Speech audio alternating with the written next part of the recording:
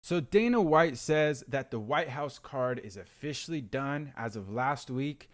I don't believe it one bit, especially because then he circled back and clarified that it's not fully done, but he has two options laid out to kind of work on. He said this right after the fights that he had this weekend for the Zuffa boxing, which was actually really, really good, this card. So I'd definitely check it out if I were you. But yeah, he came out and said that there was two options laid out for them, but that the event is pretty much done as of last week. I don't know about that, but we're going to discuss the few things circling as well and kind of connect the puzzle here because over the weekend, before this was announced from Dana saying that it's all done, there's been a lot of rumors and also things coming out from specifically the heavyweight division. This was rumored or posted before Valentine's, so Friday, and it was, I guess, rumored that we were going to get Aspinall to vacate his title. And then Pereira versus Gon is happening at the heavyweight division for that interim belt, or undisputed belt, I should say. Now, it's not official. This post here is not from the actual Zuffa boxing, so I wouldn't take anything serious entirely just yet. But what has come out over the weekend is Aspinall revealing that he had to get eye surgery, and the fact that he is not in good terms with the UFC. He's likely to lose his career if things go the way they're going. Now, could that also be a little exaggerated? Maybe, but I know that behind the scenes they've got to be doing a lot of negotiations. This is probably part of it, kind of revealing to the public a little bit of what's probably going on. I wouldn't be surprised if the UFC is trying to move on from Aspinall. I know it's a business, so it makes sense. Aspinall needs to realize that too. I do think that he's got a good claim to a title shot as soon as he gets back. But if he can't come back for the White House card, which I'm sure that's where the heavyweight division will be decided, at least the current future or the future of the UFC division, I would say that, yeah, move on from Aspinall at least for now. And if you have to go with Gon, you have to go with Gon. I don't agree with it. I don't think he's deserving. He's had so many title shots. He's lost them.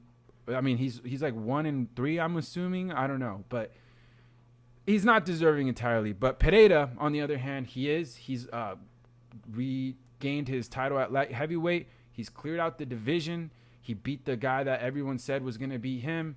He's proven himself, and I would say is deserving of that heavyweight title shot. Now, Gon versus Pereira would go great, I think, no matter what.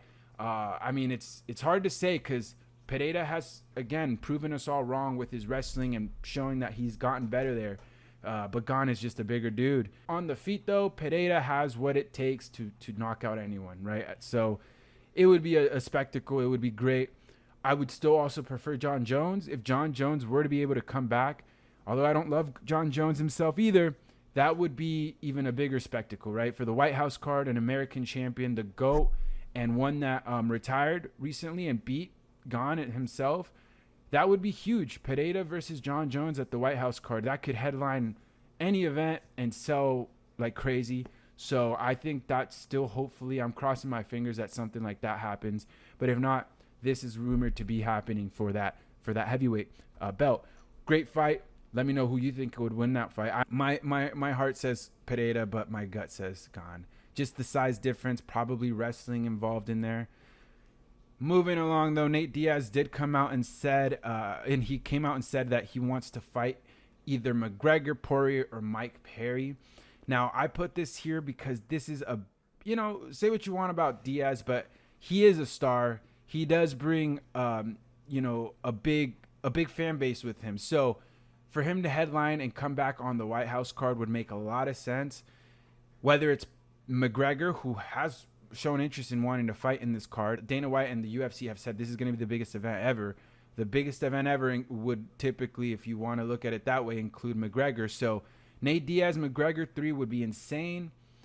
You've got Dustin Poirier as well in there. That would be a trilogy itself. I don't like the matchups for Diaz because he does look washed. This would be a matchup of the unks, but McGregor versus Diaz is one that at least would on paper look a little bit more competitive between the two, and I'd like to see as well. But yeah, that's another potential fight to have there, and it was not one that we were looking at before just the last weekend. So that would be good. Finally, the last thing that is more official and I have more hopes on actually probably happening is that they are what's rumored is that Ilya and Gaethje will be the White House main event or big fight that they'll have on there, and then Makhachev versus Gary is happening at a later date. Ilya versus Gaethje makes sense. Gaethje just won that interim belt. It lines well with the time frame, and Ilya also coming back from his layoff. It would be a big fight. Is it one that everyone is dying for to see? Not really, but on paper for the White House card, it makes sense. You've got an American interim champion, and then, of course, the number 2 in the world, Ilya, that looks to be the best out there, could prove to be the best if he were to, knock out Gaethje. I still would like to see Islam versus Topuria more than ever, but I also see a world where, they both win their fights. If Gary is Islam's next fight, I like that better than Usman, so I'm not gonna complain over that. At least we get to see a fighter that maybe has more of a shot at winning.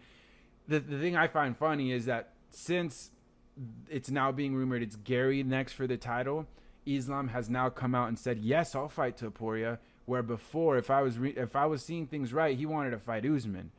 I'm thinking that maybe the UFC put that to rest and said, hell no, you're not fighting Usman for your first title defense. You're going to get Gary. And since then, wants to fight Topuria all of a sudden. So, I say make it happen. I say forget everything. There's nothing bigger than Islam versus Topuria. If we're talking about skill for skill, the best fight you can make, that's probably it right there. So, either way, though, if they go this route, that would be good. Now, I want to finish up with just kind of talking about what would the setup be. It's kind of, it brings up that question, right? Because Ilya versus Gaethje being on this event would be huge, but is it bigger than, let's say, Pereira versus Gane or potentially Pereira versus Jones? I don't think so, right? So who would headline the event? I know that they said it's going to be like 5 total fights. It's also we're not sure how many titles are on the fight itself or on the card itself. So yeah, it brings that question up because, if you want to make a big fight like McGregor in there as well, would he headline over all of them, even though there's no title on the line, right? So I am curious on how that'll all pan out. With the news coming out, I'll make sure to, touch on that and talk more about it. But yeah, 3 big fights that could potentially happen. All right, that's it. Peace.